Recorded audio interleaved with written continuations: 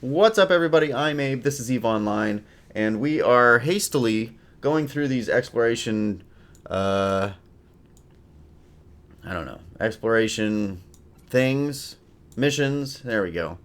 And let's put this online. There we go. We've got that. We've already got the probe launcher secured there. There we go. I don't need to talk to you anymore, lady. Thank you. We're going to do data site scanning. Now, I'll show you how I did it previously, just because you probably, if you're seeing this, you probably want to know. There are some other videos on this site explaining how scanning works, and those may be better to watch than this, but here's the basic gist of it. Once you've loaded your core scanner probes into your core probe launcher, you click them like this and it launches it. Now, you come over here to this little button, fourth button, or third button down in the list of 4, go to Probe Scanner. Now, I just closed mine, and that'll open up something that looks like this. Now, if you hover over this 0 filtered thing and make sure that these boxes are all checked, specifically the top 2, it'll make your life easier.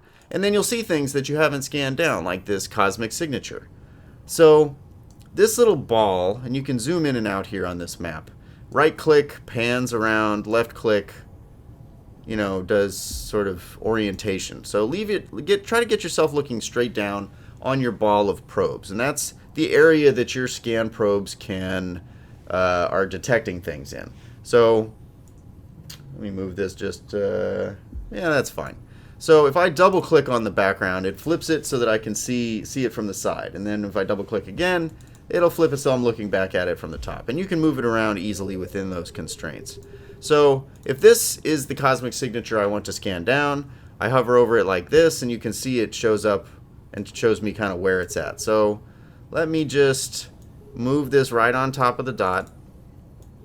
I'll bring this back up. These little arrows I can move my mouse up and down if I'm doing the left to right arrows, or up to down isolates you just to up and down. Or if you're feeling cocky, you can just grab the side of the box and move it that way. And then, generally speaking, if you see this orb, you want to change the probe size like so, such that that entire orb is inside your, well, let's use that one as an example since that's what we're talking about. Let's just put this here on the X. We move this up to the X again. Yeah, there we go. All right. Now, you can see this red orb is all the way in there. Just minute adjustment. But if I have it like this, you can see that my scanning area is within the orb. So this orb basically tells you that somewhere within this sphere is where this signature is, right? So if you're only scanning in this small little area in the middle, you're only going to be able to find anything that's in that small little area. But what if it's outside the area? What if the signature is somewhere in here? Well, you wouldn't see it at all, and it would just be a useless waste of time. So we'll put it at 4 AU, and we'll hit the Analyze button. Excuse me. I got that flu. I'm over it, sort of, but I'm in the process of clearing out of my system. So, all right. So this showed up. Boom. Here we go. So we moved down close to this. We're 89.3% scanned to it, right? And we got to realign.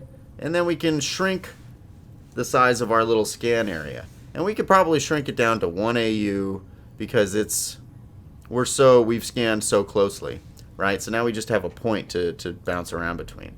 Now if you hover over the object, it'll tell you some information. It'll tell you what it is, relic training site, how far away it is from you, and how difficult the scan is to get it all the way to 100%. See, I can't warp to this until it's at 100%. Boom. That means that now I can warp to that. So, but we're looking for data sites, and so I've already scanned down a data site previously. So, data site, training area. Now, before we get too far, once you're done scanning, it's usually good to recover your active probes. Pulls them back into your inventory. And if you keep 16 on you at any given point in time, you can always have this reloading automatically. And you notice that when I hover over this, it tells me what my scan strength is, my basic sensor strength. 66. Not very good. But all right. So we've got this training container. we have to be within, this is the data, 5,000 meters to hack it. So, got to be careful. If you use your micro warp drive and you come flying at this thing, you can start the hack, and then because your ship can't turn around fast enough to stay within 5,000 meters, if you go outside of 5,000 meters, it'll automatically fail the hack. You get something like 2 attempts before the can blows up. So, alright, so we're within 120. Usually, I try to orbit at about 3,000.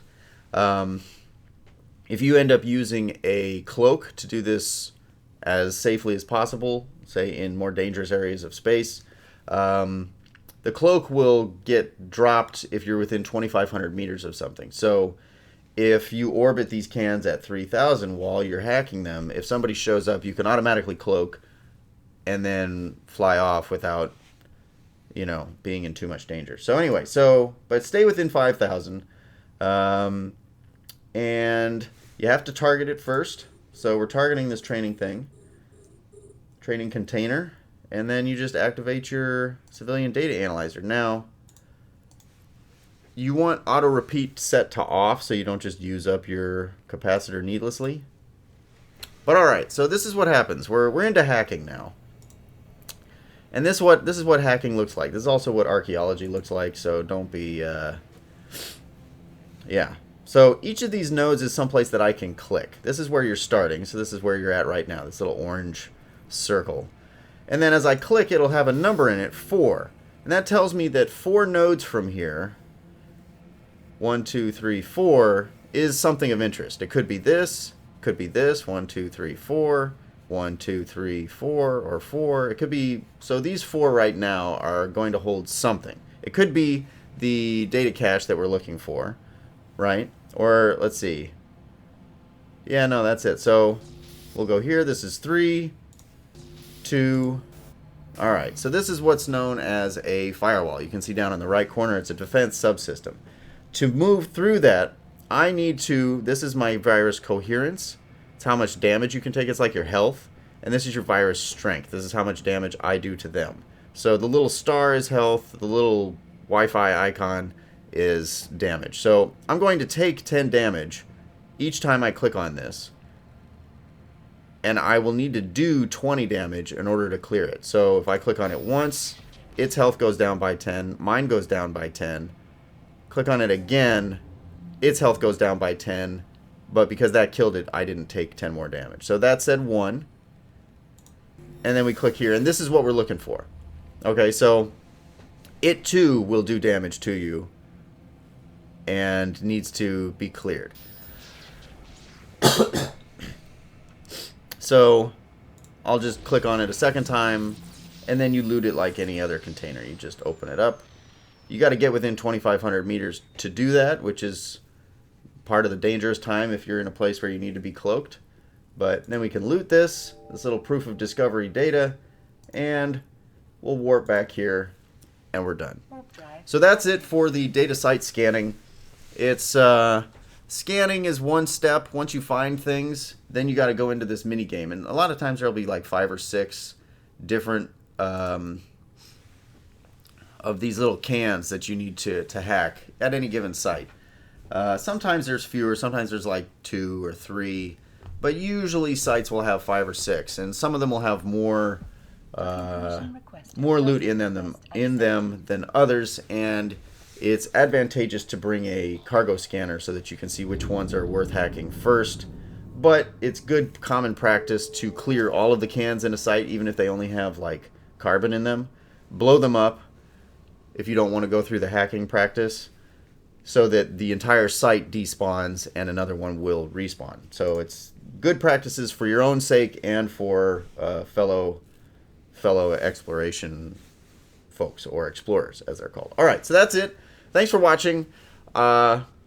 Check me out over on Twitch. I'm at Vinsis there. I'm Vinsis Gaming here, and every week I host a weekly podcast called the Errant Gamer Podcast, and you should check us out.